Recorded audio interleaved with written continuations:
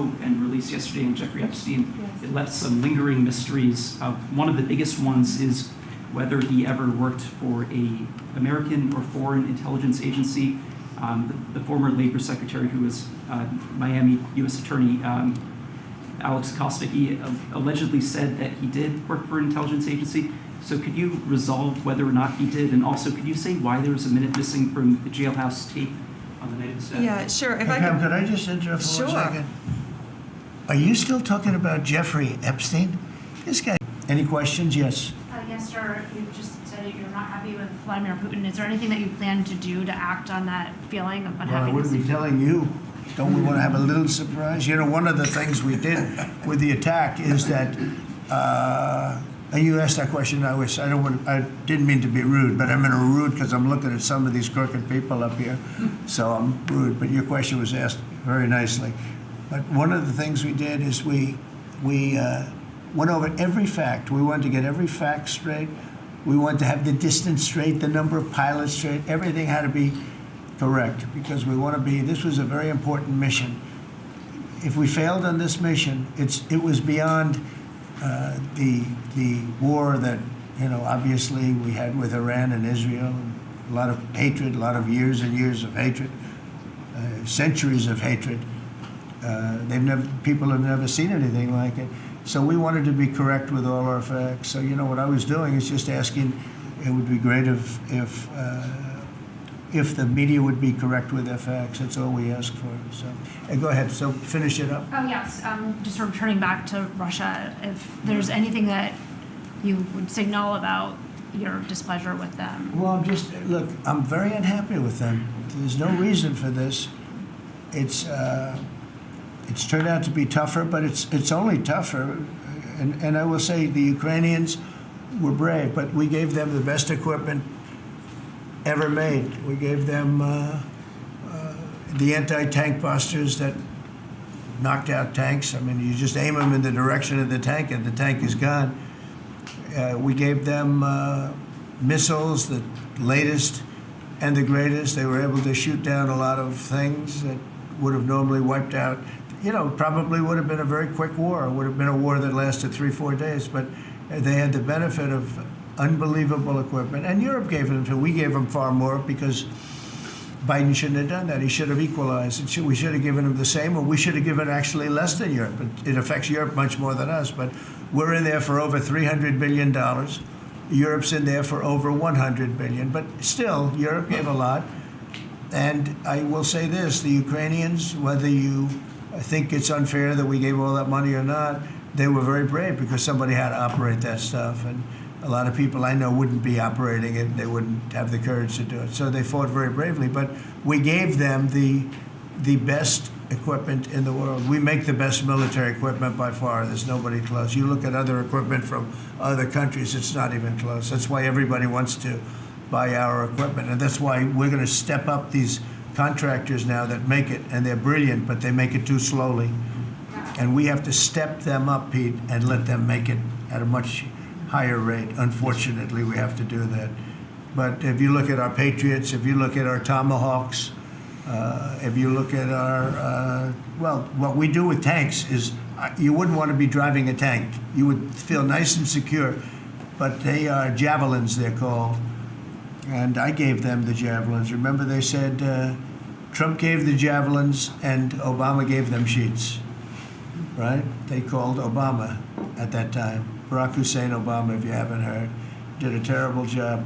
But that was a war that should have never happened, and a lot of people are dying, and it should end. And I don't know, we get a lot of bullshit thrown at us by Putin. For you want to know the truth. He's very nice all the time, but it turns out to be meaningless. Do you want to sanction him? Lindsey Graham has a sanctions bill on Russia. Do you want him to vote? I'm looking at it. Yeah, no, I'm looking. The Senate is passed a very, very tough sanctions bill. Yeah, I'm looking at it. Can you sign that? It's an optional bill. It's totally at my option. They passed it totally at my option, and to terminate totally at my option. And I'm looking at it very strongly. Yesterday, you said you Go ahead, please. The Council of Economic Advisors released a new report saying that imported goods have actually decreased in price from December I know, it's not through amazing. March. Well, my question is, With the tariffs. the Fed chairman keeps saying that tariffs are going to cause price increases. Are we the talking- prices just not Chairman passed of the through Fed? yet? Yes, exactly. Well, Are the prices, you do a better job than him. are the prices just not passed through yet? No, I think what's happening is everything's evening out. You know, when we charge, see, what people don't understand, the other countries have been charged, almost every country charges us tariffs. We had deficits with everybody for years, for decades. And we were like this big monolith that made bad deals with everybody. We rebuilt South Korea, we stayed there. It's okay, we rebuilt it, and we stayed there. And they pay us very little for the military. I got them to pay billions of dollars, and Biden then canceled it when he came in. I said to South Korea, as an example, we give you free military, essentially, very little. And I think you should pay us $10 billion a year. And they went crazy. But they agreed to 3. So I got 3 with a phone call. And I was satisfied. I said, but next year we have to talk. And then we had a rigged election, and we never got to talk. And you know what Biden did? They probably went to him and they said, listen, Trump treated us terribly, and we shouldn't be paying anything. And he cut it down to nothing. So that's what happens. It's ridiculous. That's the other thing. We're talking to countries about contributing to the military, not only just paying more in NATO, but contributing. We have 45,000 soldiers in South Korea. We have 45,000 soldiers in Germany, 52,000 actually. And, that's a huge economic development for them. That's tremendous amount. That's like having a city. It's tremendous money for them, and it's a tremendous loss for us. So we're talking, in a very nice way, we're talking to them about it. It's very unfair. We supply the militaries to many very successful countries. I mean, South Korea is making a lot of money, and they're very good. They're very good, but, they should be paying for their own military. President Trump, can I ask you a question about Jerome Powell as well, and then a question to the Attorney General. Jerome Powell, and then I have a question for the Attorney General. Jerome Powell, who you've been pressuring to lower interest rates, he's facing accusations of lying to Congress, which is a potential crime about the opulent. He should resign immediately. We should get somebody in there that's going to lower interest rates. Do you want congressional Why don't Republicans you call to for his resignation? Do you want congressional Republicans to investigate and It's pursue okay and with punish? me. I think he's terrible. I think, look, we're paying, I call him Too Late. T-O-O, Too Late. Like Too Tall Jones for the Dallas Cowboys, right? Too late. He's always late. But he wasn't late with Biden before the election. He was cutting him like crazy. It didn't help too much, did it? But he was cutting him like crazy before the election with Kamala and Biden. He was trying to get them in, I guess. I don't know. He was recommended by somebody that worked for me. I like you better. If I could ask the Attorney General a question too, President. Sure. Your memo and release yesterday on Jeffrey Epstein, it left some lingering mysteries. One of the biggest ones is whether he ever worked for a American or foreign intelligence agency. The former Labor Secretary, who was Miami U.S. Attorney Alex Acosta, he allegedly said that he did work for an intelligence agency. So could you resolve whether or not he did? And also, could you say why there was a minute missing from the jailhouse tape on the night of the death? Yeah, sure. If I Pam, could, could I just interrupt for Sure. 1 second? Are you still talking about Jeffrey Epstein? This guy's been talked about for years. You're asking, we have Texas, we have this, we have all of the things. And are people still talking about this guy, this creep? That is unbelievable. Do you want to waste the time, and do you feel like answering? I don't mind answering. I mean, I can't believe you're asking a question on Epstein at a time like this, where we're having some of the greatest success and also tragedy with what happened in Texas. It just seems like a desecration, but you go ahead. Sure. First, to back up on that, in February, I did an interview on Fox, and it's been getting a lot of attention because I said, I was asked a question about the client list, and my response was, it's sitting on my desk to be reviewed, meaning the file along with the JFK, MLK files as well. That's what I meant by that.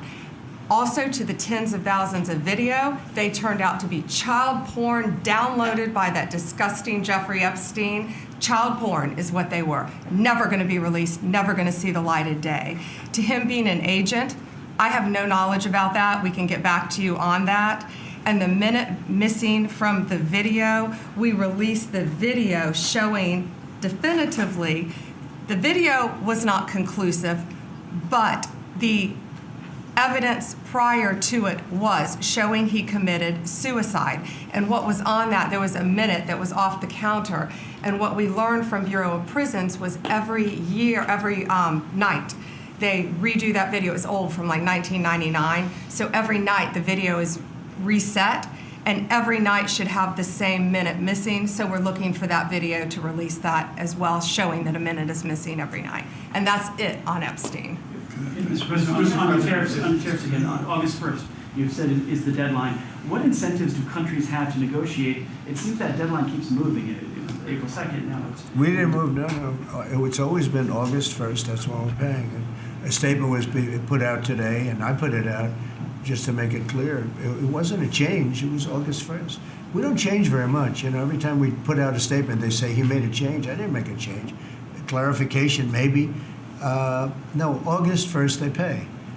And everybody pays, everybody has to pay. And the incentive is that they have the right to deal in the United States. If they don't want to, they don't have to pay and they don't have to deal here.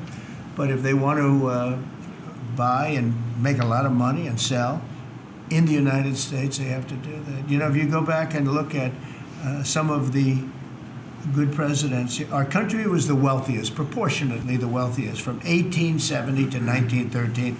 It was an all-tariff country. We didn't have income tax. That came in in 1913. We had tariffs. And we had so much money we didn't know what to do with it. We had, we had a couple of presidents that were very, very strong. McKinley, I guess, more than anybody, but he was the tariff king, but he was very, very strong. It's sort of sad. He made a fortune for this country, became very rich, and then Teddy Roosevelt went out and vice president, and he spent the money. And they said Roosevelt was a great president. And let's say he was a great president, but the money was paid by McKinley with tariffs. Tariffs are charged by other countries at levels that are ridiculous. And you know, I call those other countries to say, and every one of them is willing to give us everything now, by the way, just so you know. Sir, we'll charge you no tariffs, nothing. We'll give you everything. We'll give you access to our markets. We'll give you everything. Is that a correct statement, Scott? Yes, sir. Howard, would you say that's a correct statement? Exactly correct. It's like they just don't, because they're very spoiled, because for years they ripped us off and we didn't have a president that understood it, or Secretary of Treasury or Secretary of a lot of different secretaries are involved, but certainly Commerce Secretary was, you know, not doing their job. I don't know about Kelly, she's small business. We'll keep it that way, okay? Her small business is bigger than almost all big businesses when you add it all up. But no, they are very respectful of our country. But the incentive is that they have the right to do business with us. Without that, they don't have the right to do business. And that would be okay, too. And will there be a flurry of deals? Will we hear, in the next 24 hours, will we hear a flurry of deals? Yeah, we have a lot of them going out. But the deals are mostly my deal to them. We're picking a number that's low. We don't want to hurt them. And fair. We're picking a number that's lower than, in most cases, lower than what they charged us. But it's amazing when you've paid all this money for years and they get one president that's a little bit different and a little tougher on this subject, and they're willing to drop everything they've been charging us for years and years. I mean, we have countries going, we will have you don't have to pay any tariff to come in and do business. They're giving us total access to their countries. They gave us no access to the country. They say, well, you cannot go into our country. Okay, good. Now we will give you total access and you don't have to pay any tariffs. But please don't charge us tariffs. And we don't like that deal. So the letters I send out are, we have made some deals. We can make a lot more deals. It's just too time consuming. It just makes it more complicated. And we can do things over the years too. You know, we're not hard line. But it's about time the United States of America started collecting money from countries that were ripping us off and laughing behind our back at how stupid we were. Okay? Thank you. Mr. President, Yellow, on the tariff issue. So you've talked about India coming, but then a couple days ago you issued a new tariff threat to members of the BRICS countries for Yeah. if they aligned with anti-American policies. 10% charge. That would be India, Brazil, That's Russia, right, they have South to pay Africa. 10% if they're in BRICS. Because Right. BRICS was set up to hurt us. BRICS was set up to degenerate our dollar and take our dollar as the standard, take it off as the standard. And that's okay if they want to play that game, but I can play that game too. So anybody that's in BRICS is getting a 10% charge. Is that immediate, sir, or is Yeah, that pretty if soon. they engage in some behavior? Well, if they're a member of BRICS, they're going to have to pay 10% tariff just for that one thing, and they won't be a member long. I thought BRICS was, I said this about a year ago, and it largely broke up. But, there are a couple that hang around, but I thought it largely broke up. BRICS is not, in my opinion, not a serious threat. But what they're trying to do is destroy the dollar so that another country can take over and be the standard. And we're not going to lose the standard at any time. If you have a smart president, you will never lose the standard. If you have a stupid president like the last one, you would lose the standard. You wouldn't have the dollar as you. And if we lost the world standard dollar, that would be like losing a war, a major world war. We would not be the same country any longer. We're not going to let that happen. The dollar, you ever hear the expression, dollar is king? The dollar is king. We're going to keep it that way, okay? And I'm just saying, if people want to challenge it, they can, but they're going to have to pay a big price. And I don't think any of them are willing to pay that price. But a simple question, does that jeopardize? Thank you, Mr. President. Are you optimistic about reaching a tariff deal with the European Union soon? Well, the European Union has been speaking to us, Ursula and the whole group, and they've been very nice. They treated us very badly until recently. Now they're treating us very nicely. It's like a different world, actually. They've treated us very badly. They were among the toughest to deal with. Actually, in many respects, they were much worse than China. Look at what they do to our companies. They sue Apple. They sue Google. $17 billion they got from Apple on a lawsuit that they didn't have a case. They have, judges that are European Union judges. And they take so much money away from our country in terms of that, in terms of other things that they do. They're very tough. But now they're being very nice to us, and we'll see what happens. We're probably 2 days off from sending them a letter.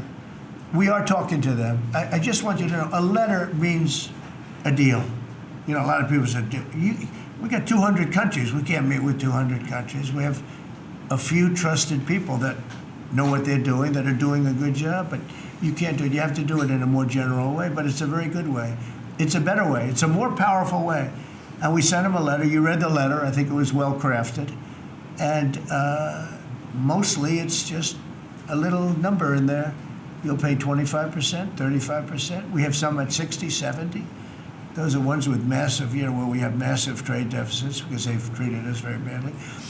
But I would say in every case, I'm treating them better than they treated us over the years. Don't you agree with that? Would you say? I could have done much. I could have been much harsher. I don't want to do that. We want to have relationships, but in every case, they treated us far worse than I'm treating them. I'm treating them very good. I could go higher with the tariffs, but I don't want to hurt them. That's why when you just read it, you come up with the number. It's so incredible that prices are actually going down. Just so you know, when I got in, everyone said, eggs are going through the roof. That was I was in for about 4 days, and they started screaming at me about eggs. They said, that's Biden's problem. I didn't know about eggs. But eggs went up about 5 times. You did a fantastic job. And we ended up shortly getting, in fact, for Easter, they said, go out and buy plastic eggs. You can't use real eggs. Well, we bought 200,000 eggs for the White House for the Easter egg hunt that we have at the White House, and there were eggs. We had the price down, and now the price is lower than it was before. We did a good job with eggs, but we did a good job with groceries. Our prices are down in this country. A big part of it's oil. The oil, you had a couple of places last week, you had $1.99 for oil, for gasoline. Nobody thought they'd see that. I want to get it lower if I can, but we've done a good job. You've done a very good job. Do you want to say a couple of words about that, you and Chris, about what's happening with energy? Well, absolutely, but I would say on the pricing side, President Trump, the fact that you've endorsed and supported a policy of energy dominance That sends a signal to the market that we're going to have more supply. You talked during the campaign about inflation being a country buster. You've broken the back of inflation in 6 months, among all the other things you've accomplished. We have no inflation. And we've got, and then heading into the 4th of July, these were the lowest gas prices at the pump in 4 years. And again, for Americans, this is like hundreds of billions of dollars that stay in their pockets because we lower the price of gas at the pump. But when we lower the price of energy, it lowers the price of food. It lowers the price of the clothes you wear. It's the biggest thing. It's the biggest thing. It's like a big tax cut. When you get energy down, every 50 cents is like a massive tax cut, and we've gotten it down much below that. You know, we had great energy, great low prices, everything else. When the election turned over, I'm trying to be nice about it. It turned over, shockingly, but nevertheless it happened. Energy started going up, and it went up really bad, and then he went back to the Trump policy. The problem was they didn't know how to do that, and he lost it. He lost that sucker. That big sucker was out of control, and his energy prices went way up, and that's what caused it. But it was also stupid spending. They spent money like, they used to use the term drunken sailors, but I won't use that term. Although it is very descriptive, I won't use that term. I refuse to use it. But they spent money at levels that nobody had ever seen before, and trillions and trillions of dollars wasted on the Green New Scam, greatest scam in the history of our country, other than maybe Russia, that might have been. But the Green New Scam was the single greatest scam in the history of our country, and continues to be, but it's weakened badly. It's hobbling along because people are finally getting it. But they spent trillions of dollars on the Green New Scam, getting nothing for it. Devised by a couple of young people that weren't even good college students, you know? Not even good students. Check out their marks. Yeah? Not for CNN. You said you were Not for CNN. Go ahead. In the last jobs report, Mr. President, in the last jobs report, the manufacturing jobs actually lost 7,000 jobs. When will the investments that you've been talking about have an effect on They're manufacturing? building the plants now. About 7 have started. We're going to have hundreds started within a short period of time. Lee Zeldin, who may be the most important man in this room, I'm sorry, but he's the one that gets the permits. Where is Lee? He's the one that has to get the permits for the plants and the factories, and permits that used to take 5 years, he's getting in record-setting times. AI, we're leading China a lot in AI, and if we go with this, you know, I'm allowing the plants to build their own electric. I'm allowing them to become an electric utility, so they can produce their own electricity, because we need double to be successful with AI, which is the biggest thing now. We need double the electricity that we have, which is hard to believe. We need even more than that. And they're building plants with their own electricity substations. They don't have to use the grid. And anything they build extra, they're putting into the grid. So we're supplying the grid with brand new electric sources. And you know, it's funny, when they came to see me, they never even asked for that. I told them about it. The reason they didn't, they thought that was an impossibility. You're not allowed to build your own electric. These are massive investments that are being made in building electricity for their plants. And they're going to have, I think, Doug, a lot of electricity left over. And that electricity is going to be passed into the grid and give us no more, you know, like you look at California. They have blackouts and brownouts every week. They're totally out of control. They have a really incompetent governor. Where's Chris? Is he here? Do you want to speak to the subject? Yeah, I think a huge thing in the One Big Beautiful Bill, Mr. President, because of your leadership, is the ending of these subsidies, as you call them, the Green New Scam. That saves our country $500 billion over the next 10 years. But American taxpayers were paying twice. They're paying that money, $500 billion in the subsidies, and they were paying more expensive electricity price. If you subsidize something, you should at least lower the cost of it. But in this case, we were subsidizing something and paying more for it. So the One Big Beautiful Bill had two huge things: ending wasteful spending. Wind, solar, and batteries combined are 3% of U.S. total primary energy. 3%. For $1 trillion, another $500 billion coming. That's just not a good investment, hurting our businesses, hurting our consumers. And The One Big Beautiful Bill also unshackled oil, gas, and coal development in the United States, onshore and offshore. Secretary Burgum has been working tirelessly on how, by getting the government out of the way, private businesses will develop more resources in the United States, lowering costs for American consumers and making much better leverage for the United States to help our allies abroad and reduce the power of our adversaries abroad. So just a huge win on the energy front all around, and I thank you for your leadership. We're setting records now on energy, and there'll be nothing compared to what they'll be in about a year from now. But we're setting records, and wind is a very expensive form of energy. It's very bad for your beautiful surroundings, the plains and the valleys, and the birds are dying all over the place. You know, the whole thing is a disaster. They're almost exclusively made in China.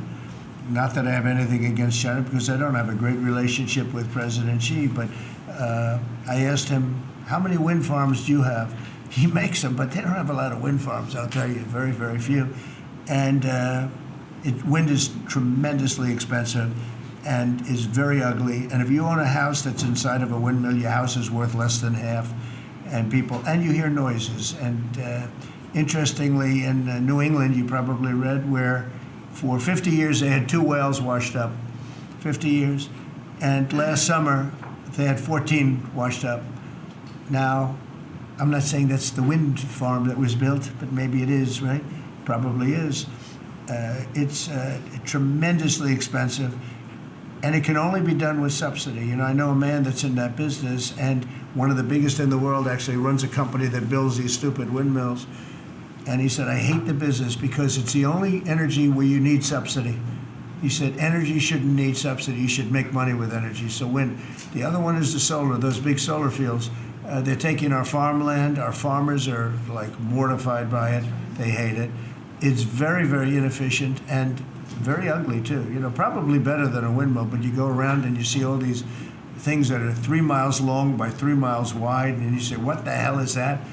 And it's a lot of plastic from China. It's plastic, black plastic from China. Now, we want to be smart. We're going with,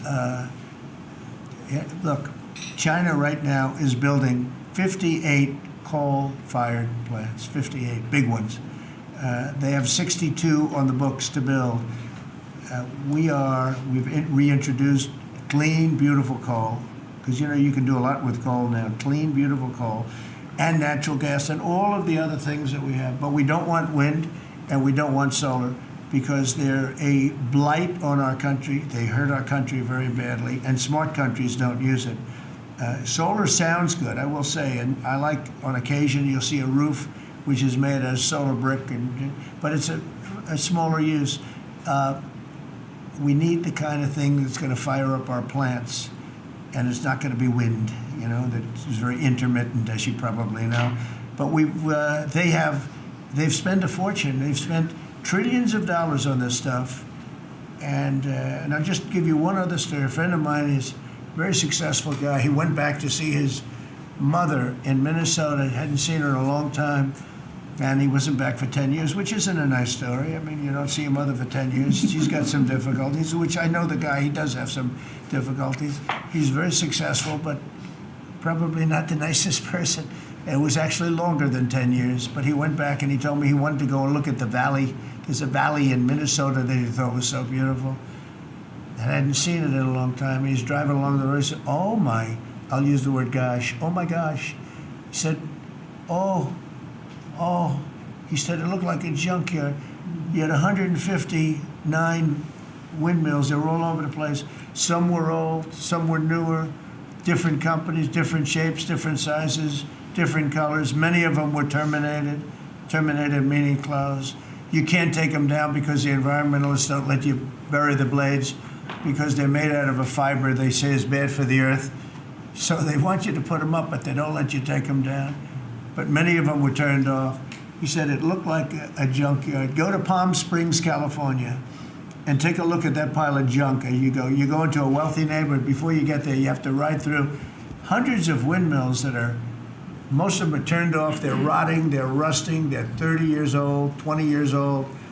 And they have a very short life. You know, those windmills have a very short life, especially the ones that are in the nice salty Atlantic Ocean and Pacific Ocean, where the salt just gets onto that steel and decimates it. No, it's a horrible, horrible thing for our country. And I speak out. It would be nice to say wind, because it sounds so good, doesn't it, Doug? Wind, wind. But it's not. It's these ugly machines, and they're all made. You got to see. Some are a little taller, a little shorter. They're made by different companies. They have different stocks. They have different blades. They have different everything. It is so horrible. And if you look at smart countries, they don't use it. Smart countries don't use it. And we're now a smart country. We're not we're a brilliant country. We're not smart. We're brilliant now. We're going to be a brilliant country. We have to be, because we have to catch up for some really stupid people that did a bad job. Yes, Brian? Yes, Mr. President, I've got a quick comment, some feedback as a native Texan, someone that I grew up bringing my kids to a camp very near the affected camp now. Thank you on behalf of Texas. I've gotten hundreds of messages that want to thank. It's if you're in the cabinet room, you can tell the president and his team on behalf of Texans, thank you so much for the quick response and the loving, the hugs. I saw that you gave. Two quick questions. I saw a Palestinian senator. His name is Schumer. He's a great Palestinian. No, he's a Palestinian. He's become a Palestinian. He's abandoned the Jews. But I saw him say, it's Trump's fault. Yeah, that's right. It's Trump's fault. He was actually, do you ever see John Lovett's The Liar? Where he goes, yeah, I went to Harvard. That's right. This was Schumer. He goes, yeah, it's Trump's fault. That's right, it's Trump. I actually saw that stupid guy try and blame it on me, and I said, man, that's a tough one to take. But his career is limited, because I hear AOC is going to beat him, and she's no bargain either, by the way. Go ahead. Well, I'm just saying that's an example of an America First team effort to get this country back. So that's what America First looks like for the viewers watching us at home. My two questions. Looks like we have a rogue judge, an Obama-backed rogue judge that is attempting to block the funding to Planned Parenthood, which the big, beautiful bill cuts off the funding to Planned Parenthood. Any plans to challenge that? Okay. Absolutely. Yes, we're on it. We're on it. And I texted, I believe, I talked to yesterday Secretary Lutnick and Secretary Besson. I reached out to you to let you know that we were on it in the big, beautiful bill. Wonderful. And then my I second... let her handle that question. You noticed? I said, go ahead, handle that question. I'll toss it to her. Then my second question was Secretary Rollins. You did an amazing press conference today in front of the Department of Agriculture. You talked about the Farm Act and the need to get China out of our country, owning farmland. For the viewers at home that might have missed that, can you recap what that means to national security to make sure we can grow our own food? Well, thank you, Brian, sir, if you don't mind. Yes, this morning, Secretary Hegseth, Secretary Noem, and Attorney General Bondi and I had a press conference at the USDA. I just happened to have a chart in case it came up, but obviously the Chinese owning of farmland in our country is a massive national security issue. And for the media, you can see the yellow is where all of the farms have been purchased over the last number of years, and the red is around all of the military bases where that farmland has been purchased. So this is a massive national security issue. The press conference this morning included 3 of our greatest governors as well, Sarah Sanders from Arkansas, Jim Pillen from Nebraska, and Bill Lee from Tennessee.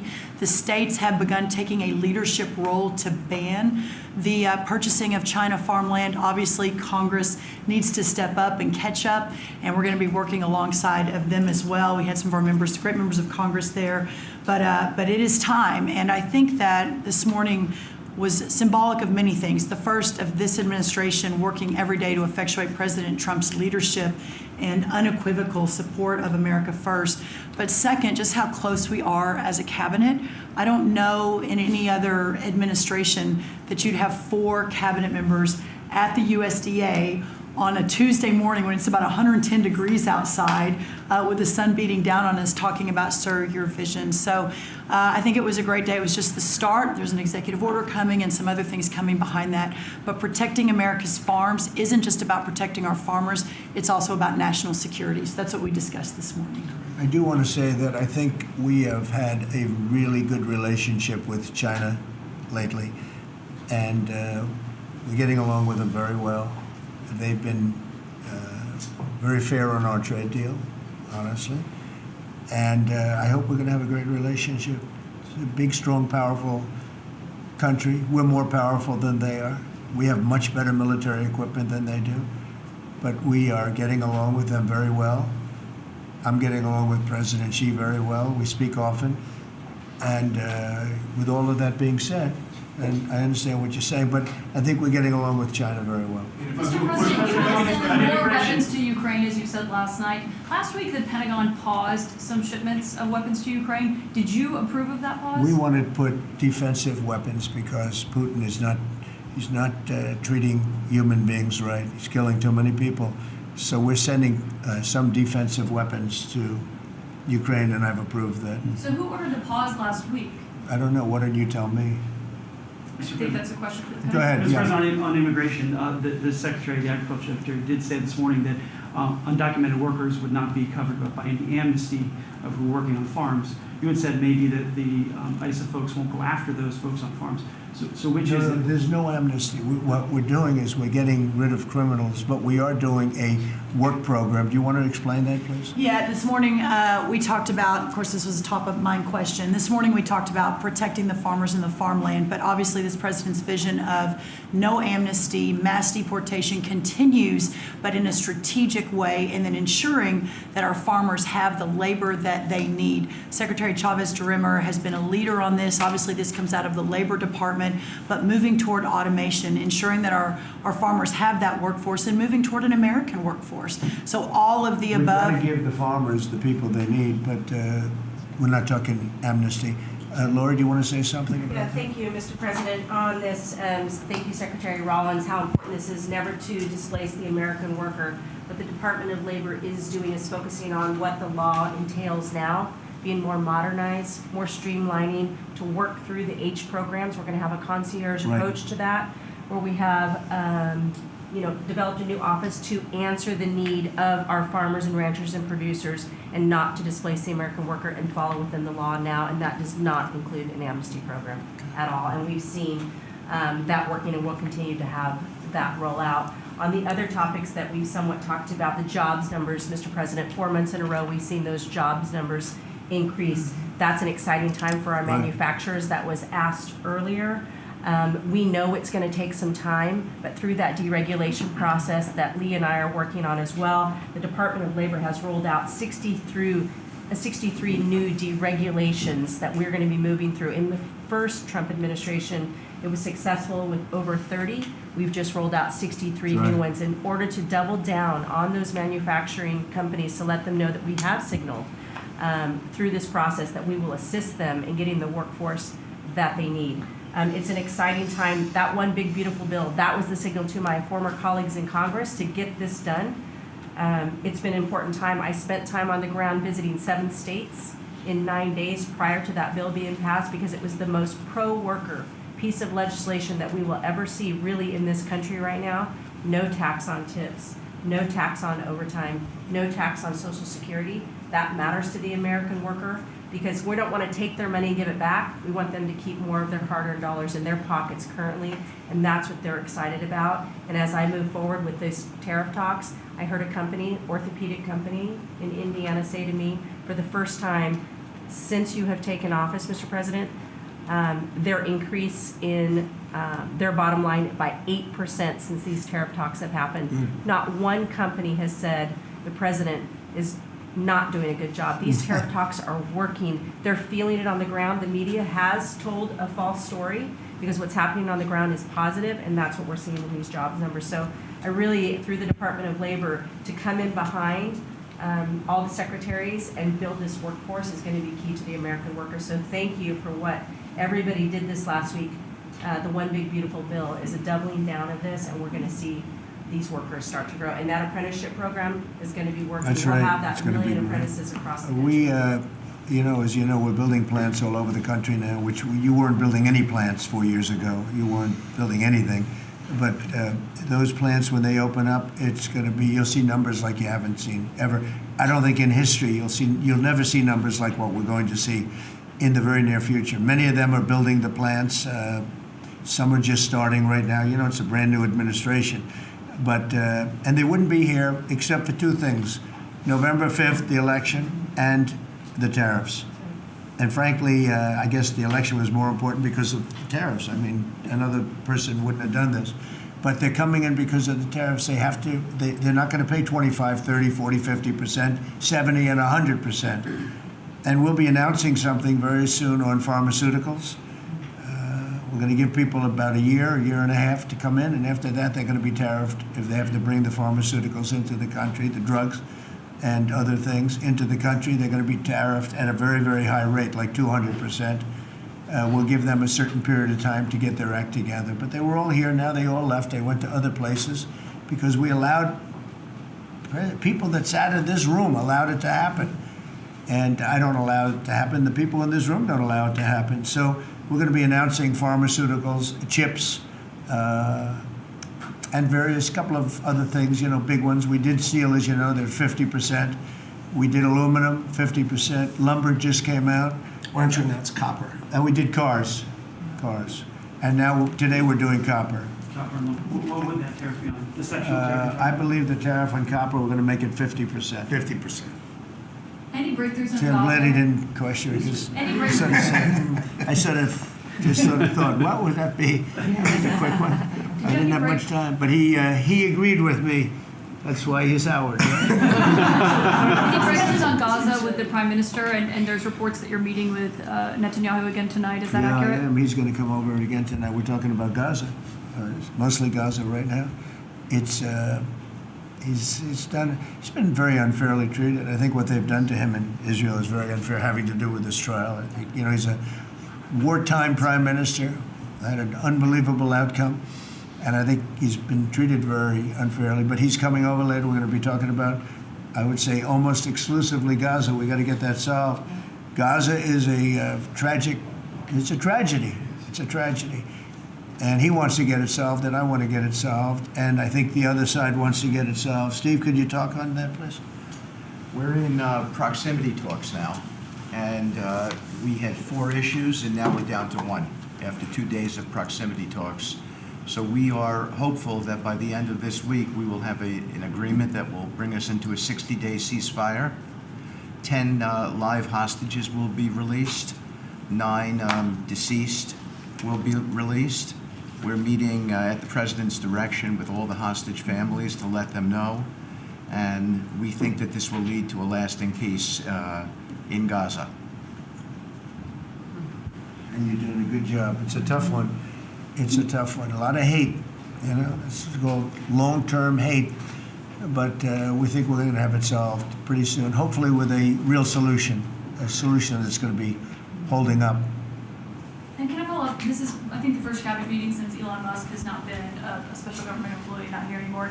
He's now saying he's going to create a third political party. Are you worried about the impact that that could have? No, I think it'll help us. It'll probably help. Third parties have always been good for me. I don't know about Republicans, but for me. Are you second guessing any of the cuts that Doge made since you No, described him as off the rails? look, we cut hundreds of billions of dollars with Doge. We could have done it differently. I would have done it differently a little bit, maybe, but it was something that we saved a lot of money. You can always second guess. I guess some of the people in this room maybe would have done it slightly differently, and some would have done it exactly the way it was done. But it was dramatic, and it was important, and we found a lot of things like billions of dollars given to people for environmental protection, where they had $100 in the account, like in Atlanta, Stacy. And then you had another one with 20 billion here, and 20 billion here, and 2 billion here, and 15 billion. And Lee, you might want to mention just a couple of those things. We really got because of Doge. At the Trump EPA, the one big beautiful bill was filled with many big beautiful wins for the taxpayer. It delivered a sledgehammer to the Green New scam. Billions of dollars rescinded. So it's a big deal for the American taxpayer who sees money go through pass-throughs that are filled with self-dealing and conflicts of interest. They see unqualified recipients. They see reduced agency oversight, and they want accountability with their tax dollars, and they got it. In the example of the Stacey Abrams connected NGO, they received $100 in 2023. They got $2 billion in 2024. They had to complete training on how to develop a budget that was put into their grant agreement. They, out of nowhere, started paying a CEO $800,000, a COO $450,000, 22 people making over 150 grand. Out of nowhere, this is tax dollars. So money go through pastors, through other pastors, through other pastors, and we lose oversight over it. And you see that it's going to former Biden officials, it's going to former Obama officials, it's going to Democratic donors. And we're not here saying we want to take money from a left-wing NGO and give it to a right-wing NGO. We want to give it back to the taxpayer. This is about us being good stewards of American tax dollars without any apology or regret. That's why President Trump was elected last November, because there were a whole lot of people who maybe they hadn't voted Republican in a long time. Maybe they didn't even vote for President Trump the first time around in 2016, but they're regretting that vote from 2016 and they were making it right in 2024. So the One Big Beautiful Bill gave us the tools to rescind billions of dollars more. We're seeing hundreds of thousands of dollars that'll get wasted per electric vehicle as an example of this money that was going through it. They gave $50 million to a group called Climate Justice Alliance. They say that climate justice runs through a free Palestine. The Biden EPA gave $50 million to a group that says the climate justice runs through a free Palestine. We say that if you're going to spend $1 in the name of remediating an environmental issue, then spend $1 on remediating an environmental issue. We say that we can protect the environment and grow the economy. We want to help grow more baseload power in this country. So why is it that it took this long for this team to get assembled, to be able to fix the mess that we inherited? But gosh, we love showing up at our jobs every single day, first thing in the morning, because all day long we get things done for the American taxpayer. And Congress did its part last week by passing the One Big Beautiful Bill to deliver this accountability and to cut off the Green New scam. So maybe it's a bad day for Stacey Abrams. Maybe it's a bad day for all those well-connected Democrats getting paid off. But you know what? God bless America. Because at the end of the day, President Trump is here, J.D. Vance is here, and the greatest cabinet ever assembled to deliver that much-needed and highly demanded accountability. Mr. President, That was a very good.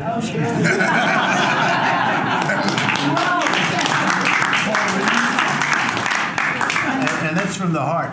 That's from the heart. On Ukraine, the Ukrainians have asked the International Court to go after Russia for using toxic chemicals in the fight. Germany and Germany and the Netherlands have had intelligence saying that. What does U.S. intelligence believe, and what do you believe about the use of chemical weapons? And would you agree that that's a case for it? Well, I'd ask John maybe to discuss it if you'd like, John.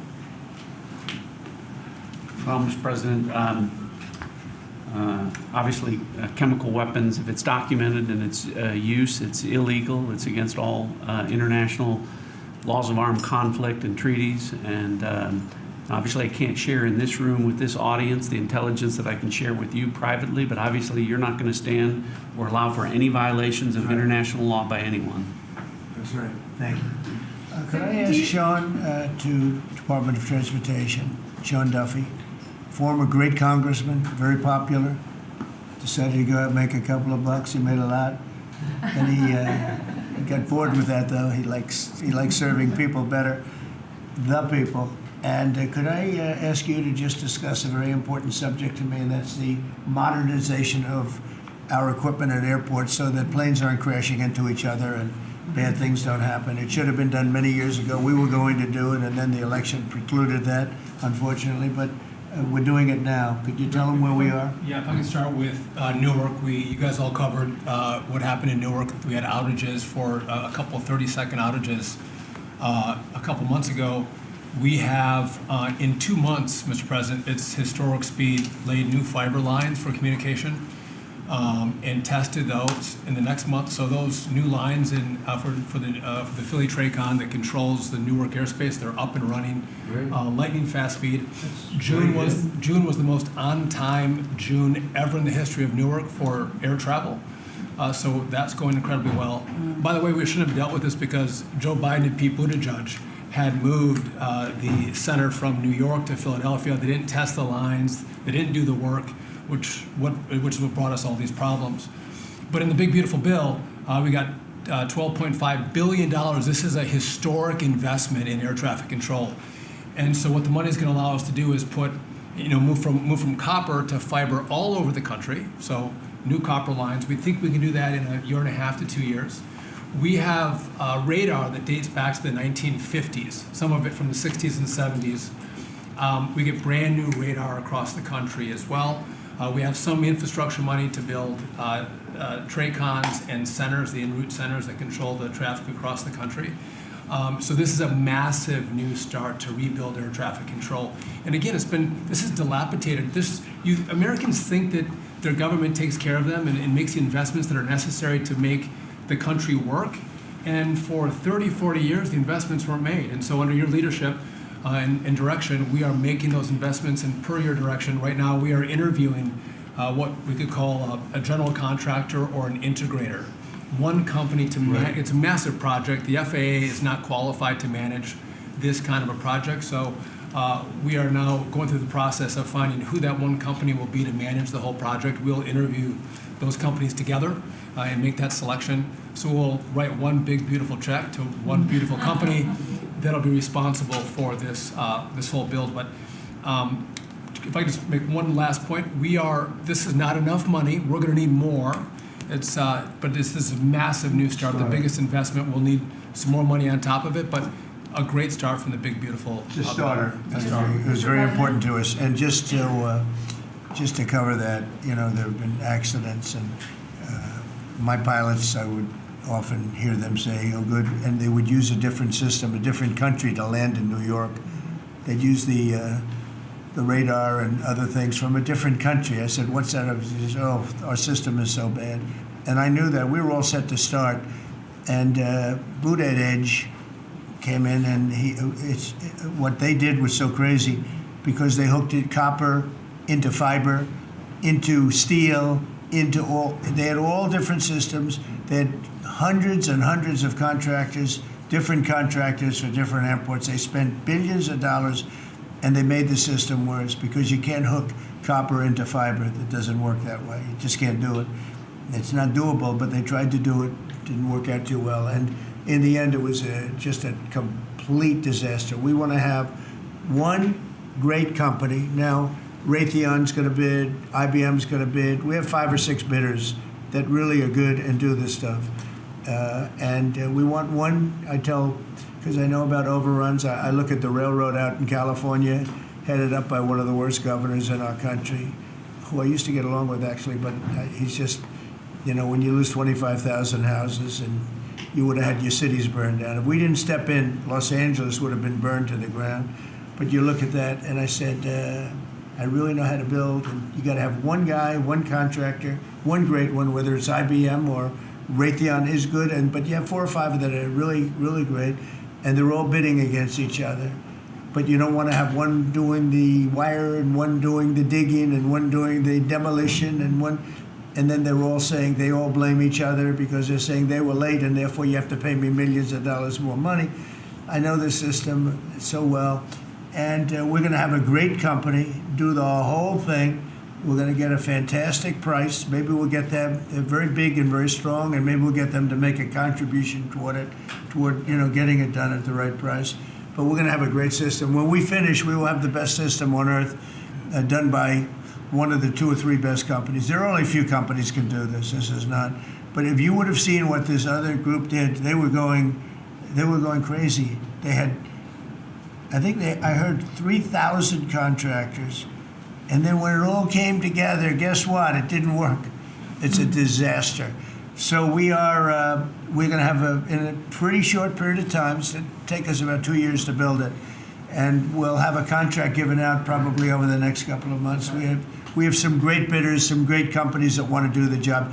You're going to have great air traffic control. Yes, can I just make one last point on this? So the last administration signed a contract with an American company to fix the copper to fiber, and that contract was a 15-year contract.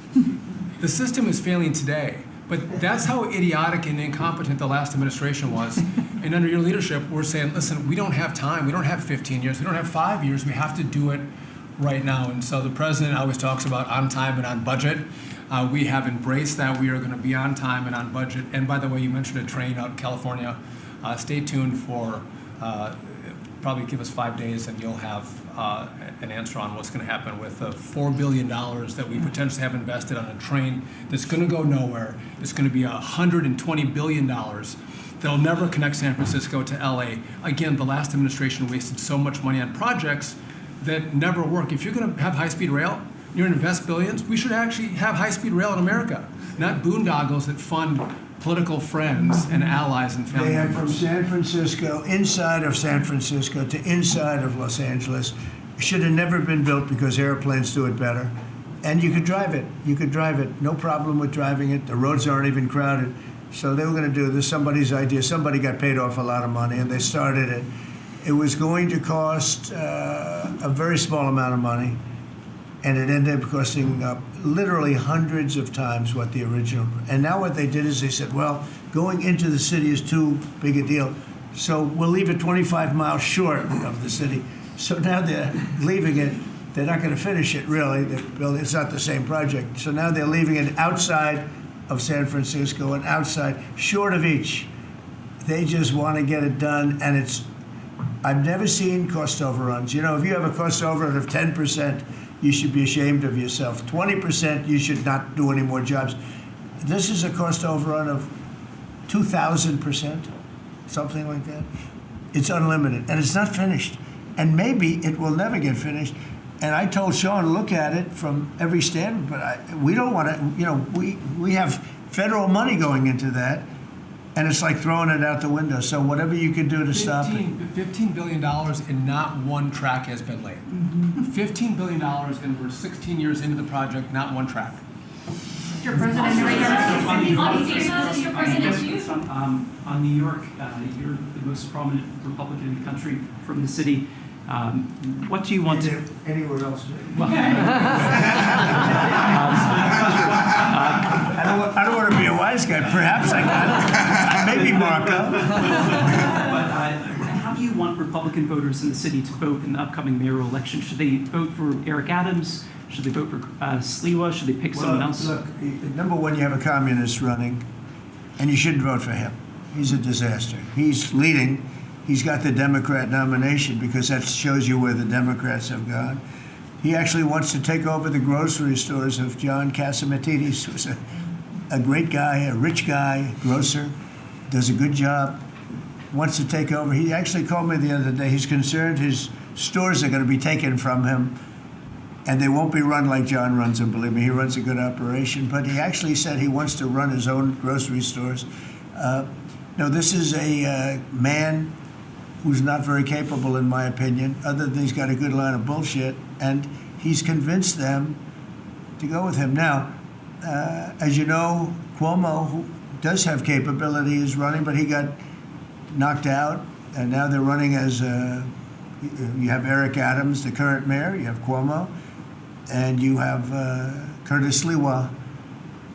And Curtis runs every 4 years. He seems to be a fixture on the running scale. But you know, it's I'm not getting involved. But I can tell you this: I used to say we will not ever be a socialist country, right? Well, I'll say it again: we're not going to have.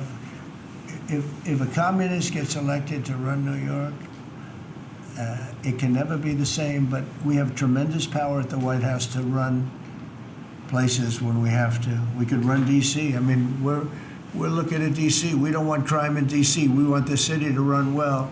Susie Wiles is working very closely with the mayor, and they're doing all right. I mean, in the sense that we would run it so good, it would be run so proper. We'd get the best person to run it. The crime would be down to a minimal, would be much less. And you know, we're thinking about doing it. To be honest with you, we want a capital that's run flawlessly, and it wouldn't be hard for us to do it. And we've had a good relationship with the mayor, and we're testing it to see if it works. But New York City will run properly. We're going to bring New York back. I love New York. You know, I loved New York for a long time. Then we had a bunch of crooked people in there. You have an attorney general who's a total stone cold crook. New York State, Letitia James, a total crook. All they do is want to go after political opponents. They do what's ever expeditious for them. She's the one that took out Cuomo because she wanted to run for governor, and then she ended up getting 1% of the vote. She polled at 1%. She dropped out, went back to Attorney General. You have a lot of crooked things going on in New York. We're going to straighten out New York. Maybe we're going to have to straighten it out from Washington. But when I see a communist who has actually gotten a Democrat, pretty much gotten a Democrat nomination, they also went to that new form of voting, which is a beauty. You go in there in third place, you come out in first. That's that form of voting that they have gone to. You know what I'm talking about. It's not too good. We're going to do something for New York. I can't tell you what yet, but we're going to make New York great again also. We're going to make it great again with the country. What we've done in this country in the last 6 months, nobody has ever seen it. And I told the story, the King of Saudi Arabia, I was over there. They gave us $5.1 trillion between Saudi Arabia and UAE, Qatar. 3 stops, $5.1 trillion coming into our country as an investment, biggest investment ever made. And it's all going to good stuff. I mean, all real, big, good stuff. Energy projects, big, big things. But they all 3 told me essentially the same thing. We thought your country was dead, and now you've got the hottest country in the world. We're right now riding the hottest country. We all, and you can all be proud of it. We're in the hottest country. This is the hottest country in the world. There's nobody close. Made hotter by some great pilots and great machines that nobody else has. Those great, big, beautiful machines, they rode those machines right into the toughest territory, and nobody knew what the hell happened. And then they hit their targets perfectly, and it was complete and total obliteration. And that's why that war ended, Steve. They told me that's why the war ended. The war ended when they saw that, it was over. And we're very proud of it. But we have the hottest country in the world right now, from a country that was close to dead. And if I didn't win, if you would have had the other person win, we all know who she is. Whether it was she or Biden, they're the same. He may have been more competent than her, and that's hard to believe, right? But if you had that ideology in, I don't believe you would have had a country anymore. I think you would have had a country that was broken up. But we had a dead country. Now we have the hottest country in the world, and everybody knows it, and everybody said it. Mr. Vice President, do you have anything to say? Well, thank you, Mr. President. I just want to say that I'm very proud of the whole team.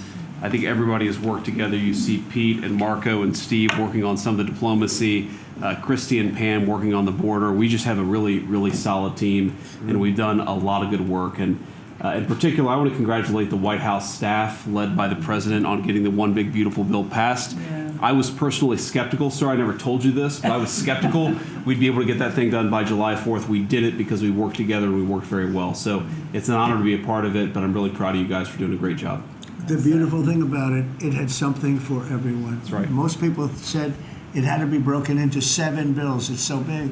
The problem was that some of those 7 have nothing for anyone, but they had to be done for the country. You know, sometimes you have to do things for the country that aren't necessarily popular. We had a couple of them, and that wouldn't have worked. So the One Big Beautiful Bill, many people said it could never be approved. Too big, too everything. Is too much. But it had something very big and very important for everyone, and it's great for the country. And remember, the Democrats have come up with a false narrative, you know, just whatever. It's just a line that they send to everybody and that they print. I think in the case of this, it's death, death. Everyone's going to die. I heard that. Everyone's going to, just the opposite. Everyone's going to live. What we're doing is saving our country and making it much bigger, better, and stronger than it ever was. I'd like to ask, Marco's been doing such a great job. Do you have anything to say? Well, it's just going through a list here, Mr. President, and I think the Vice President's pointed out to the great team you have, but and all these achievements that have happened domestically. But you think about it, under your leadership, we prevented and ended a war between India and Pakistan. NATO's now at 5% for the first time ever, the highest numbers ever.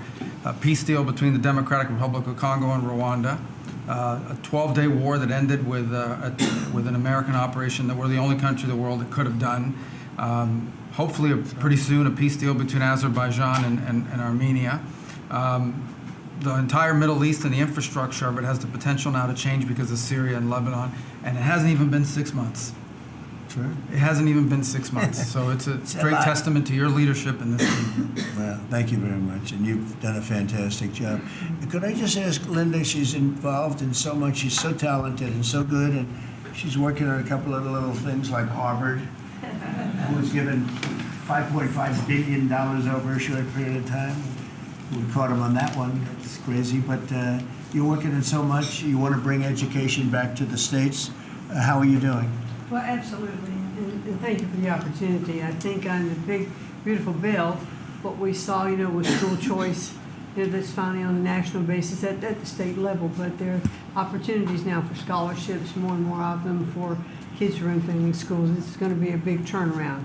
I think one of the biggest accomplishments we had over the past week was the University of Pennsylvania with the Title IX ruling that Leah Thomas was stripped of her title, Riley Gaines and Paula Scanlon and other women who have stood, so strong against men and women's sports. And when you put out the executive order, that just solidified it and gave them the opportunity. So those are a couple of really, really big wins, and thank you for that opportunity. And how are you doing with Columbia and Harvard? We're negotiating hard. I think we're getting close to having that happen. It's not wrapped up as fast as I wanted to, but we're getting there. Okay, good.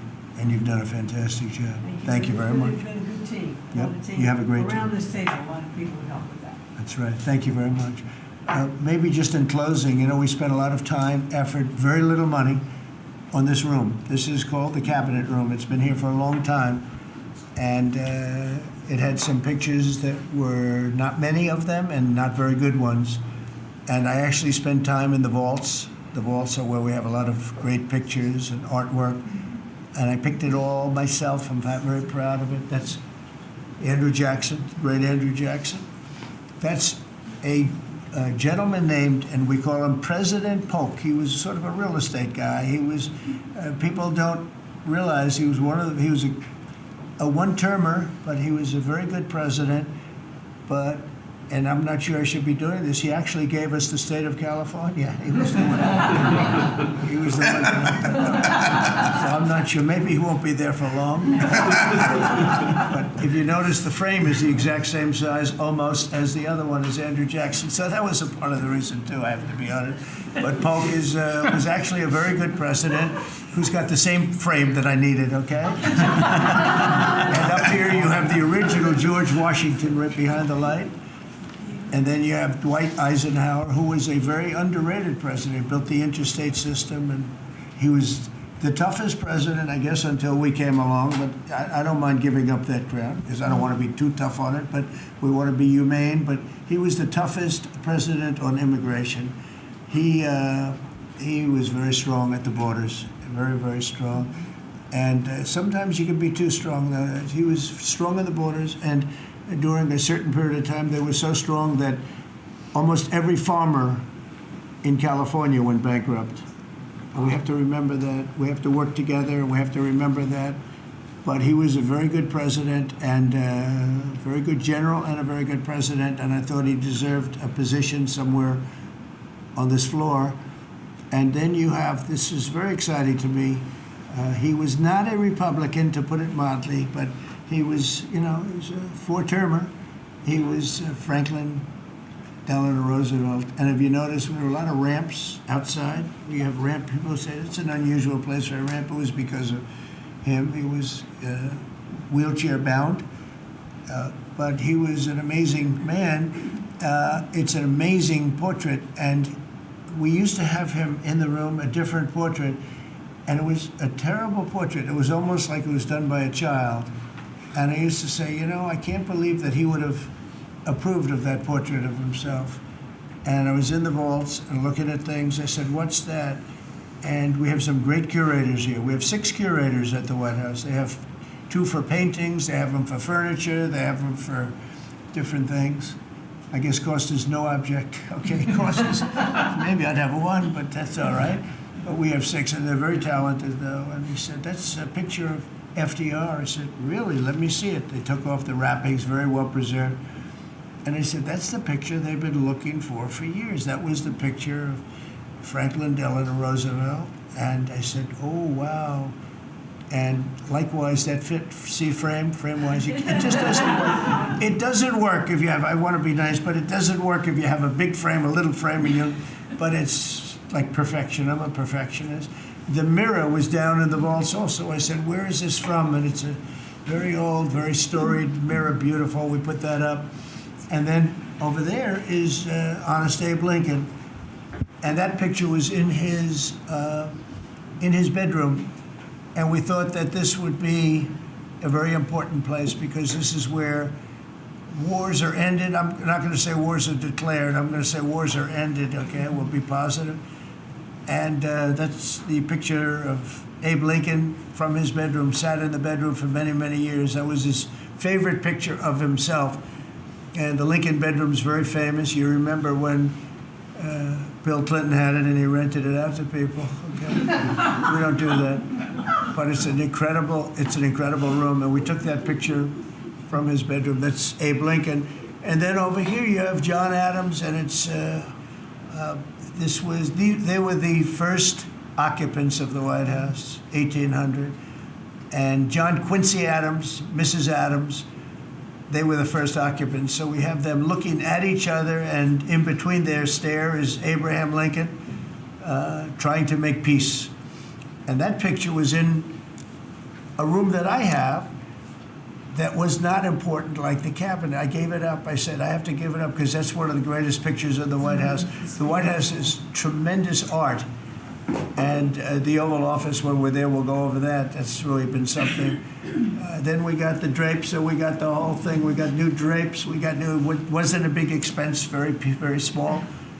And we took some of the chinaware and silverware and trophyware, they call it, from the vaults, and we had it cleaned up, hadn't been shined up in 100 years. Some of this has sat in the vaults for over 100 years, amazing.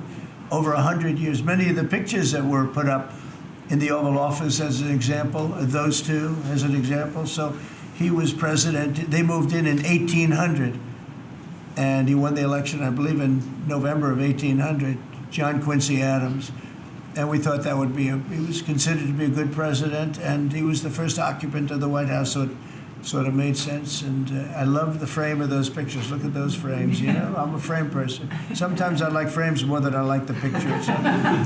And we have the flags of the Marines, and Space Force now has its own flag. I'm very proud of Space Force, but the Army, Navy, Air Force, Marines, Space Force, the whole thing. And Coast Guard is right there. You never forget the Coast Guard. They do a great job. So we have the flags throughout the office. And it's really become quite a beautiful place. I don't want to tell this, Marco pointed it out. I was going to leave the clock. So as president, you have the power. If I go into the State Department or Department of Commerce or Treasury, if I see anything that I like, I'm allowed to take it. Do you believe this? So I'm in Marco's, I see this gorgeous clock, grandfather clock, and there it is. I said, Marco. He didn't know about it. I had to read him the rule and regulation. I said, Marco, I love this clock. Look at it. It's beautiful. He said, what clock? I said, the clock that's in the other room is incredible, and nobody gets to see it there. Marco, I tried to talk him into it first, and it sort of worked, and then I had to use a little more. I said, I'd love to take that clock out and put it in the cabinet room. He said, no, are you serious? I said, Marco, I have the right to do it, Marco. And he said, all right, what the hell? So that's his contribution to the cabinet room. But it's, by the way, it's an incredible clock. And, you know, it's an important room. So you may see it again. Maybe we'll move it back sometime. Anyway, so that's pretty much it. But it really is great. Here we put on, you know, these lamps have been very important, actually. Whether people love them or not, but if you see pictures like Pearl Harbor and Tora Tora Tora, you see movies about the White House and where wars are being discussed, oftentimes they'll show those lamps or something like those lamps, something that looks like them, probably not the reals, because I don't think they were allowed to. This is a very important room. This is a sacred room. and I don't think they made movies from here. You never know what they do. But they were missing medallions. See the medallions on top? They had a chain going into the ceiling. And I said, you can't do that. You have to have a medallion. They said, what's a medallion? I said, I'll show you. And we got some beautiful medallions. And you see them. They were put up there. It makes the lamps look better. So we did these changes. And, you know, when you think of it, the cost was almost nothing. We also painted the room a nice color, beige color. And it's been really something. The only question is, will I gold leaf the corners? You could maybe tell me my cabinet could take a vote. You see the top line moldings, and the only question is, do you gold leaf it? Because you can't paint it. If you paint it, it won't look good because they've never found a paint that looks like gold. You see that in the Oval Office. They've tried for years and years. Somebody could become very wealthy, but they've never found a paint that looks like gold. So painting it is easy, but it won't look right. And the question is whether or not we should gold leaf it. Linda, do you have an opinion? I gold leaf it. You like it the way? No, I gold leaf it. You'd gold leaf it?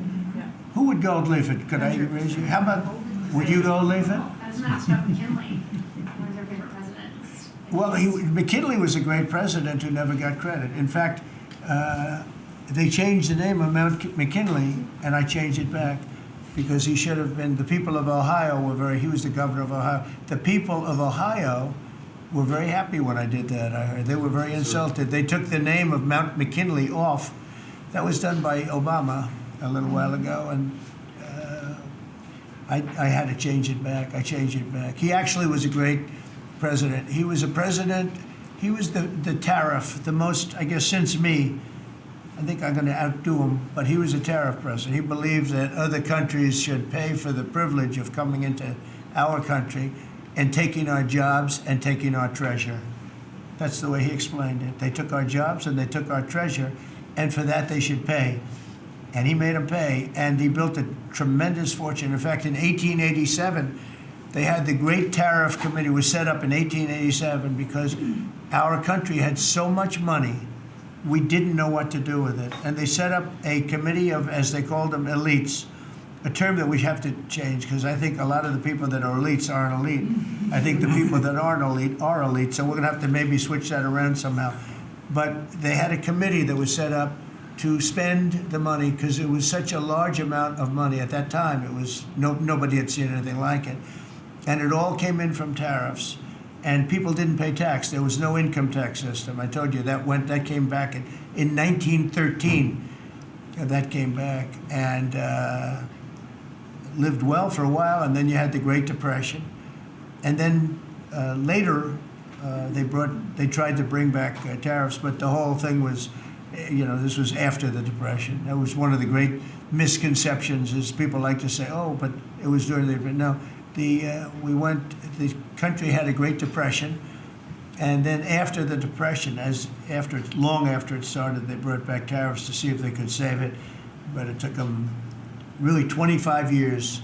When you say about 25 years to get out of the Great Depression, a lot of people don't understand that. But I thought it would be interesting for you to get a little view of this room. This is a very important room, very powerful room, great room. And we've done similar, but even beyond this, in the Oval Office, we brought back pictures of some of the great presidents. Many of them were in the vaults for over 100 years. Originals all, beautiful, beautiful things. And rather than sitting in a vault downstairs for 128 years, I thought we should display that, and we did that, I think, in a really good way. We've gotten very high marks. But it's interesting. People walk into that room and they look around the room. They don't even want to talk to me. They could look at it for hours. It's funny when people come into the Oval Office. It's such an incredible. It's a sacred place. When people come into the Oval from the biggest people in the world, presidents, prime ministers, kings, queens, one case at least, queens, and the biggest business people in the world. They walk into that office and. They always say, there's no place like this in the whole world in terms of the power. It's beautiful and all, but there are other beautiful offices. You have businessmen that have offices that are, full floors of office buildings, floor-to-ceiling glass, and they walk in there and they say, There's no place like this anywhere in the world. There's no place. And, you know, it's what it represents maybe more than the physicality of the room itself. So it's an honor to have you all, media. It's an honor to have you. I just want to say we have a fantastic cabinet. Every one of them is a star in my book. And if they're not, I'll let you know about it. I don't I'll throw them to the wolves. I'll throw them to the wolves in 2 seconds, because our country comes first, right? But I just want to thank you all for being here. It's been a lot of fun. Thank you very much, everybody. Thank you. Thank you, press, everybody. Thank you, press. Thank you, press. Thank you, press. Thank you, press. I'll tell you some other time. Thank you. Yeah, I will. Are we talking about next week or in a year? I'm going to go. I'll be going to the game. Yeah, I'm going to deliver it. They have it in my office. You're right. You're giving it up?